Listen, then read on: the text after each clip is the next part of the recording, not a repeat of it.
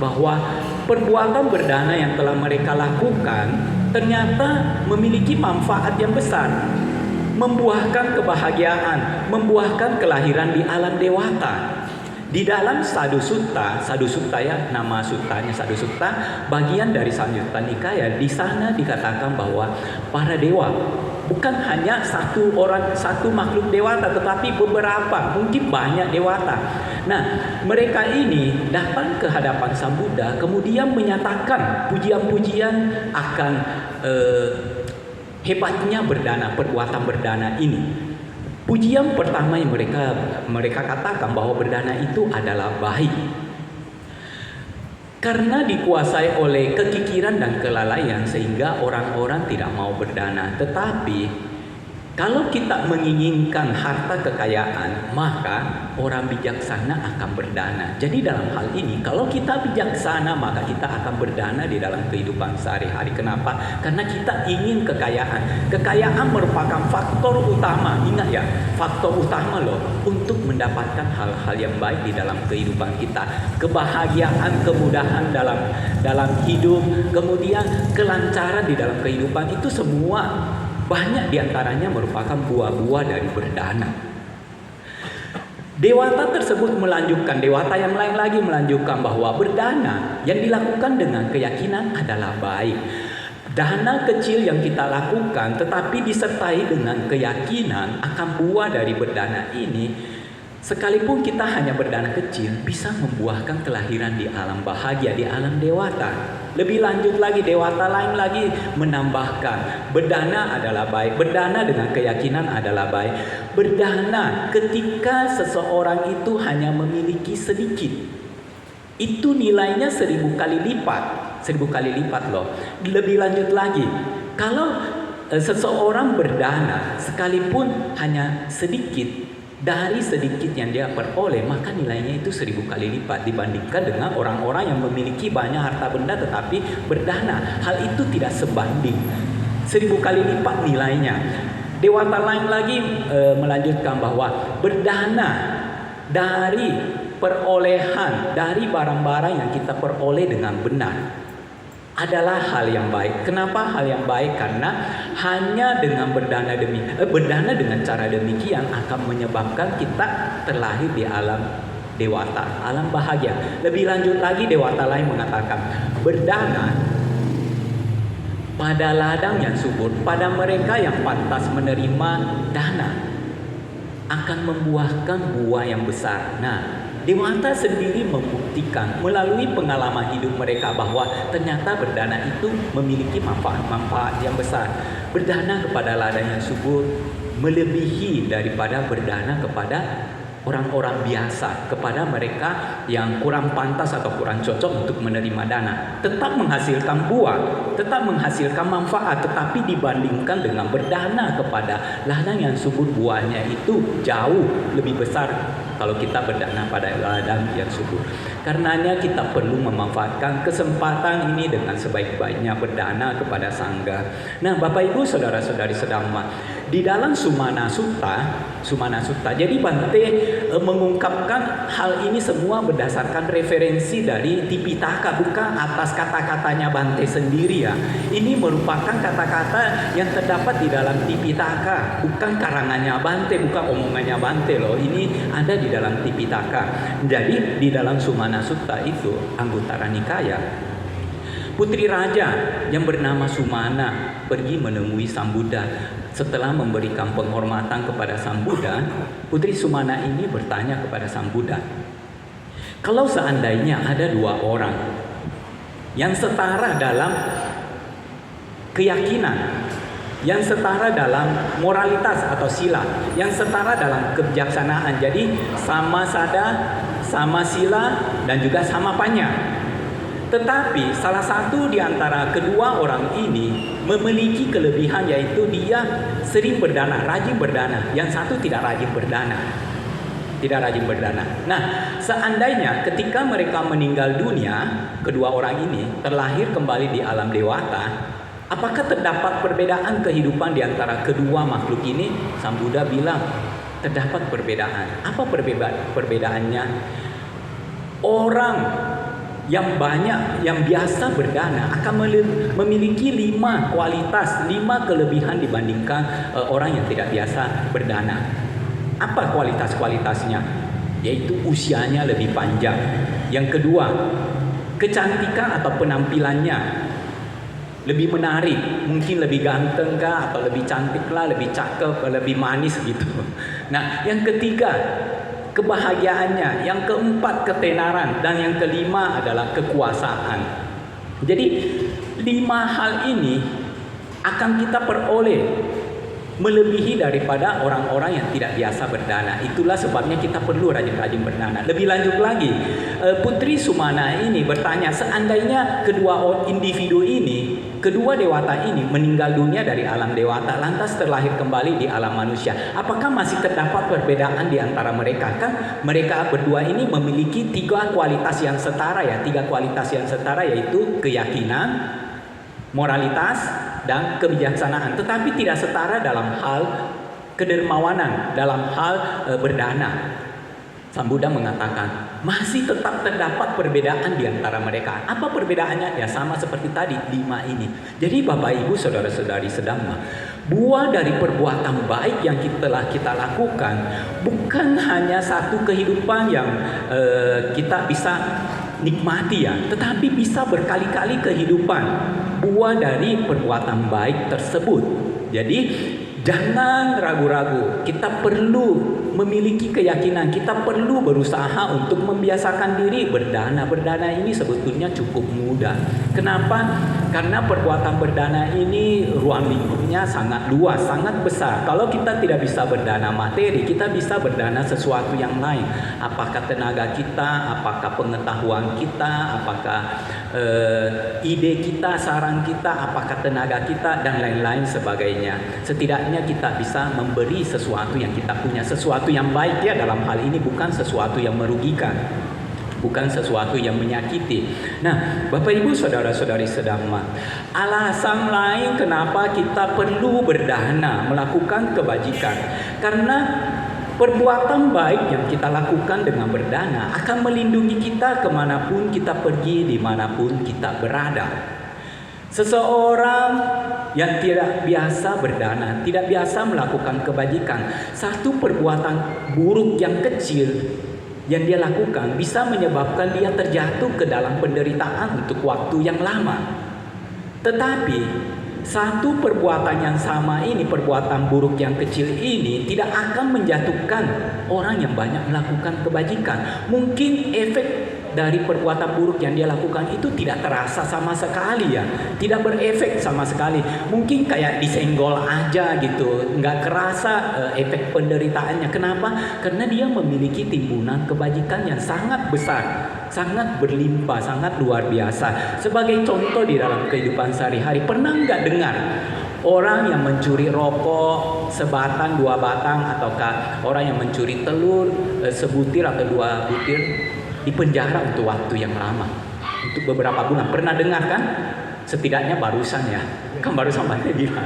Nah, sebaliknya orang yang korupsi mengambil uang yang begitu banyak, jutaan, miliaran, mungkin sampai triliunan ya, kok tidak bisa dipenjara gitu loh? Tidak bisa dipenjara, tidak bisa dikotak-katik.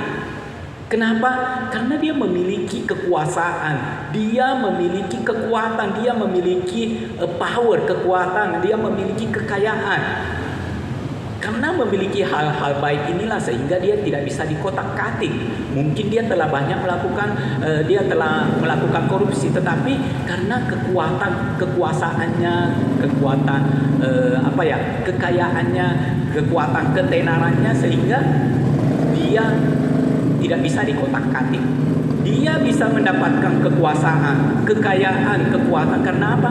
Perbuatan baik yang telah dia lakukan. Jadi dia sudah banyak melakukan perbuatan baik sehingga satu perbuatan buruk yang kecil tidak akan bisa menggoyahkan dia, tidak akan bisa membuat dia itu menderita. Mungkin penderitaannya hanya sedikit, mungkin dia hanya stres sedikit ya, stres bagaimana memecahkan masalah yang sedang dia hadapi. Mungkin dia hanya membayar seseorang, menyogok seseorang untuk menutupi kasus-kasusnya, ataukah mungkin dia melakukan hal-hal yang lain.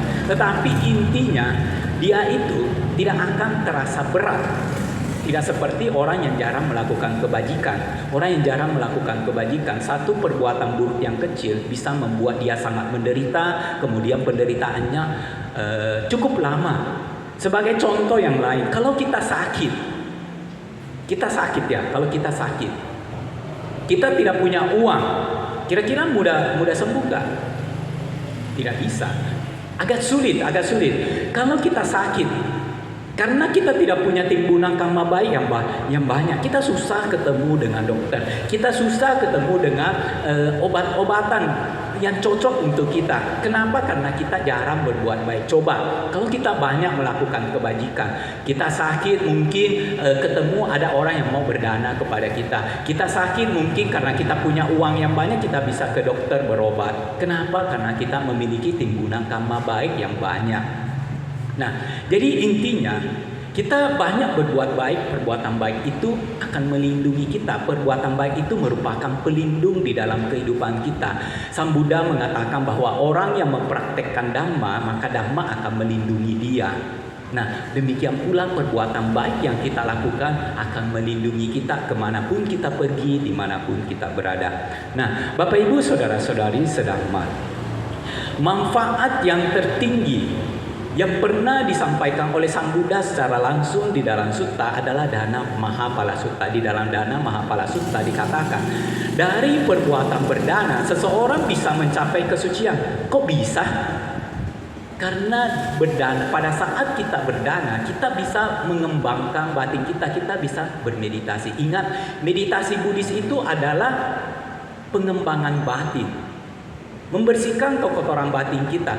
Meditasi Buddhis itu bukan untuk memperoleh kesaktian, bukan untuk memperoleh kekayaan, bukan untuk memperoleh kemampuan-kemampuan yang lain. Tetapi meditasi Buddhis itu tujuannya untuk membersihkan kekotoran batin kita. Dana, kalau dilakukan dengan baik, dana merupakan alat untuk membersihkan kekotoran batin kita, sarana untuk bisa mengikis kemelekatan kita, bisa mengikis keserakahan kita, bisa mengembangkan batin yang luhur dengan berdana. Nah, di dalam Dana Mahapala Sutta dikatakan ada 7 motivasi orang-orang berdana. 7 motivasi ini sangat berpengaruh pada kualitas buah yang akan kita terima di dalam kehidupan sehari-hari. Yang paling rendah, kalau kita berdana dengan motivasi, dengan tujuan untuk memperoleh hasil, mendapatkan imbalan, kita melekat sama tujuan untuk mendapatkan hasil atau imbalan tersebut. Akhirnya setelah kita meninggal dunia, sebagai buah dari perbuatan berdana ini, kita terlahir di alam dewata paling rendah, tingkatan paling rendah, yaitu alam Catumaharajika. Motivasi kedua yang lebih tinggi adalah kita berdana karena tahu bahwa berdana itu adalah perbuatan yang baik. Perbuatan yang baik. Jadi kita motivasi kita berdana dalam hal ini karena itu merupakan perbuatan baik. Jadi kita melakukan banyak dana. Motivasi kedua ini, kalau kita meninggal dunia, kita akan terlahir kembali di alam dewa yang lebih tinggi lagi, yaitu alam dewa Tawatimsa, dan terus sampai ke-7. Nah, kalau kita berdana, yang ke-7 ya, yang tertinggi ini. Kalau kita berdana dengan motivasi sebagai perhiasan untuk menghiasi pikiran kita, untuk membersihkan kekotoran batin kita, untuk melenyapkan kemelekatan kita, maka motivasi ini, kalau kita biasa berdana dengan motivasi yang demikian, kita akan memperoleh buah tertinggi dari berdana. Buah tertinggi tersebut apa? Ketika kita meninggal dunia, kita terlahir kembali di alam Brahma, di mana di alam Brahma tersebut kita sudah tidak kembali lagi di alam manusia atau alam dewa. Artinya kita telah mencapai tingkat kesucian anagami. Anagami dong. Anagami yang mana tidak lagi terlahir di alam manusia ini, hanya terlahir di alam Brahma. Setelah itu tidak terlahir lagi di alam dewata, alam manusia, atau ke alam-alam di bawahnya. Jadi itu merupakan tingkat kesucian ketiga. Kenapa bisa begitu? Karena perbuatan berdana itu sebetulnya perbuatan yang mengikis keserakahan kita, mengikis kemelekatan kita. Kalau kita lakukan dana dengan baik, hal ini bisa mengikis kekotoran batin kita. Ingat, meditasi Buddhis itu tujuannya untuk mengikis kekotoran batin kita, bukan untuk kesaktian, bukan untuk hal-hal yang lain. Orang yang duduk diam, mata terpejam, tidak bergerak, itu belum tentu meditasi loh. Meditasi yang pasti adalah sesuatu yang kita lakukan, dan hal itu bisa membersihkan kekotoran batin kita. Itu adalah meditasi, itu adalah pengembangan batin. Ketika kita berdana untuk kebahagiaan orang lain, kita mengembangkan cinta kasih pada saat itu, bukan dengan tujuan untuk memperoleh hasil atau buah, bukan dengan tujuan untuk mendapatkan simpati dari umat-umat, bukan dengan tujuan untuk dipuji. Kalau kita berdana dengan tujuan-tujuan dipuji, mendapatkan hasil, mendapatkan imbalan, itu merupakan tujuan terendah, motivasi terendah loh. Dan hasilnya apa? Hanya kelahiran di alam dewata tingkatan paling rendah. Nah, sebaliknya, kalau kita berdana dengan tujuan untuk membebaskan makhluk lain dari penderitaan, kita berdana dengan tujuan untuk membebaskan diri kita atau mengikis keserakahan kita. Kalau kita berdana dengan tujuan untuk mengikis kemelekatan kita, maka itulah motivasi tertinggi di dalam berdana. Dan buahnya, Bapak Ibu saudara-saudari sedamma, kita bisa mencapai tingkat kesucian ketiga, yaitu anagami. Nanti kalau Bapak Ibu saudara-saudari sedamma pulang ke rumah bisa cek sendiri Dana Mahapala Sutta Anguttara Nikaya. Itu kata-kata Sang Buddha sendiri menjelaskan kepada Bante Sariputta. Bante Sariputta pada waktu itu datang bersama umat-umat dari tempat yang bernama Campa. Mereka, Bante Sariputta bertanya kepada Sang Buddha, apakah berdana bisa memberikan buah yang sangat besar, dan apakah berdana bisa tidak memberikan buah yang sangat besar? Sang Buddha mengatakan bahwa hal itu bisa, dan buah tertinggi dari berdana adalah kita bisa mencapai tingkat kesucian anagami. Kenapa? Karena berdana bisa mengikis kemelekatan kita, bisa mengikis keserakahan kita, bisa mengembangkan batin kita. Nah, demikian Bapak Ibu saudara-saudari sedamma, sebagai penutup, manfaatkanlah kesempatan selagi kita terlahir di alam manusia, bisa bertemu dengan Sangha, manfaatkanlah kesempatan itu dengan sebaik-baiknya. Berdanalah dengan tujuan untuk mengikis kekotoran batin kita, keserakahan, mengikis kemelekatan kita. Berdanalah dengan tujuan untuk kebahagiaan makhluk lain, ingin membebaskan makhluk itu dari penderitaan, bukan dengan tujuan ingin dipuji, bukan dengan tujuan ingin mendapatkan balasan atau imbalan, bukan dengan tujuan ingin mendapat simpati dari orang lain, tetapi kita milikilah tujuan yang baik. Karena apapun tujuan kita, buah dari berdana tetap hal yang baik. Semakin bagus tujuan kita di dalam berdana, maka semakin bagus pula kualitas buah tersebut yang akan kita dapat. Nah, demikian Bapak Ibu saudara-saudari sedamma, semoga apa yang disampaikan pada siang hari ini bisa bermanfaat bagi kita semua. Akhir kata, sabbe satta bhavantu sukhitatta, semoga semua makhluk hidup berbahagia.